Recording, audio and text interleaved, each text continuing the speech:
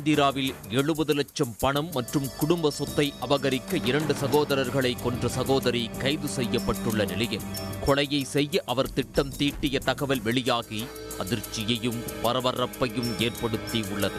18 வயதுக்கு குறைவான சிறுவர்களுக்கு ஆசை வலைவிரித்து சகோதரர்களை தீர்த்து கட்டிய பின்னணி என்ன? ஆந்திர மாநிலம் பல்லாடு மாவட்டம் நகரி கல்லு யானாடி காலனியைச் சேர்ந்தவர் பவுலி ராஜு பழங்குடியினர் நலப்பள்ளியில் அரசு ஆசிரியராக பணியாற்றி வந்தார். பவுலி ராஜுவுக்கு திருமணமாகி 2 மகன்கள், 1 மகள் இருந்தனர்.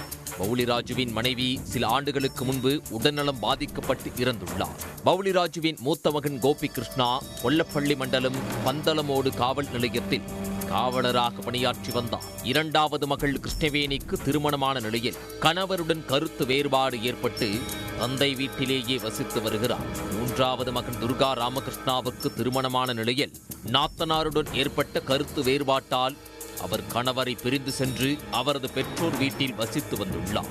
இதேபோல் மூத்த மகன் கோபி கிருஷ்ணாவின் மனைவியும் அவரை விட்டு பிரிந்து பெற்றோர் வீட்டுக்கு சென்று விட்டார். இதனால் திருமணமாகி துணையை பிரிந்த மூவரும் தனியாக அவரவர் வீடுகளில் வசித்து வந்தனர்.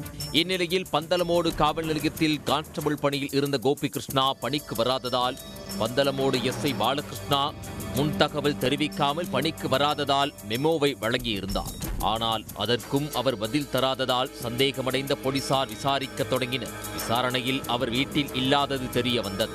இதையடுத்து தீவிரமாக விசாரிக்க தொடங்கிய போது சகோதரியே அண்ணன் மற்றும் தம்பியை கொலை செய்ததாக திடுக்கிடும் தகவல் கிடைத்துள்ளது. 3 பிள்ளைகளின் திருமண வாழ்க்கையை நினைத்து கவலைப்பட்டு வந்த ஆசிரியர் பவுலிராஜுவுக்கு உடல்நலம் பாதிக்கப்பட்டு கடந்த ஜனவரி 4ஆம் தேதி உயிரிழந்துள்ளார். ஆசிரியரின் உயிரிழப்பை தொடர்ந்து அவருக்கு அரசிடமிருந்து 70 லட்சம் ரூபாய் நிதி உதவி வந்துள்ளது. இந்த பணத்தை பங்கு போட்டுக் கொள்வதில் பிள்ளைகள் மூவருக்கும் இடையே தகராறு ஏற்பட்டுள்ளது. குடும்பத்தில் உள்ள மூத்தவர்கள் ஊர் பெரியவர்கள் சமரசம் செய்து வைக்க முயன்றனர். ஆனால் மூவரும் அந்த பணத்திற்காக அடித்துக் கொண்டு சமாதானம் ஆக மறுத்ததால் இந்த பிரச்சனையிலிருந்து உறவினர்கள் ஊர் பெரியவர்கள் விலகிவிட்டனர். இந்த நிலையில் சகோதரி கிருஷ்ணவேணியை கொலை செய்துவிட்டு பணம் மற்றும் சொத்துக்களை 2ஆக பிரித்துக் கொள்ளலாம் என தம்பி துர்கா ராமகிருஷ்ணனிடம் போலீஸ்காரரான அண்ணன் கோபி கிருஷ்ணா கூறியுள்ளார். இதனை கேட்டு ஆத்திரமடைந்த கிருஷ்ணவேணி அண்ணனை கொலை செய்ய திட்டமிட்டுள்ளார். அண்ணனுடன் சேர்த்து தம்பியையும் தீர்த்து கட்டிவிட்டால் மொத்த சொத்தும் தனக்கு மட்டுமேதான் என ஆசைப்பட்டுள்ளார். சகோதரர்கள் இருவரையும் தீர்த்து கட்டிவிட்டு பணத்துடன் ஊரை விட்டு ஓடிவிட்டார்கள் என சித்தரிக்க முயன்றுள்ளார். இதற்காக உள்ளூரிலேயே வசித்து வந்த தனது காதலன் தனையாவிடம் ஆலோசனை கேட்டுள்ளார். அப்போது தனையா இந்த கொலையில் தான் நேரடியாக ஈடுபட முடியாது என்றும் பணத்துடன் இறந்த உடல்களை எடுத்துச் செல்ல வாகனம் ஏற்பாடு செய்து தருவதாக கூறியுள்ளார். இதையடுத்து சகோதரர்களை கொலை செய்ய உள்ளூரைச் சேர்ந்த 18 வயது நிரம்பாத 4 சிறுவர்களை தேர்வு செய்துள்ளார். அந்த சிறுவர்களுக்கு தன் மீது ஈர்ப்புள்ளதை அறிந்து கொண்ட கிருஷ்ணவேணி அவர்களிடம் ஆசை வார்த்தைகளை கூறியுள்ளார். தனது சகோதரர்களை தீர்த்து கட்டினால் உங்களின் ஆசைக்கு ஒத்துழைப்பதாக கூறி 4 சிறுவர்களையும் தனது வலையில் வீழ்த்தியுள்ளார்.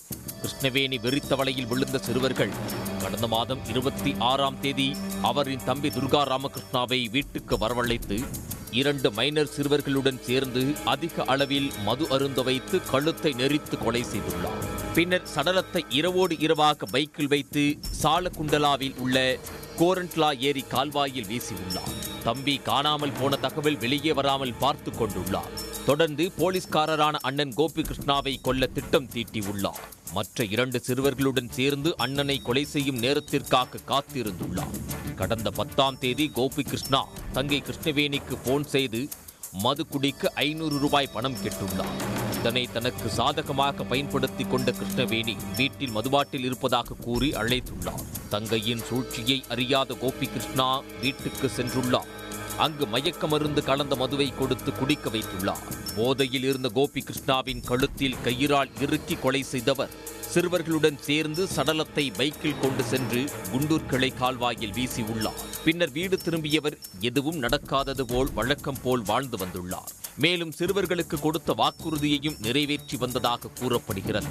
இதையடுத்து கிருஷ்ணவேணி, அவரது காதலர் மற்றும் கொலைக்கு உதவிய 4 சிறுவர்களை கைது செய்த போலீசார் அவர்கள் கூறிய இடத்திலிருந்து சகோதரர்கள் இருவரது சடலத்தையும் மீட்டனர். தொடர்ந்து 6 பேரையும் நீதிமன்றத்தில் ஆஜர்படுத்தி சிறையில் அடைத்தனர். தந்தையின் ஓய்வு பண பலனான 70 லட்சம் ரூபாய் மற்றும் சொத்துக்காக போலீஸ்காரரான சகோதரர் உள்ளிட்ட 2 சகோதரர்களை சகோதரியே கொலை செய்த சம்பவம் ஆந்திராவை அதிர வைத்துள்ளது.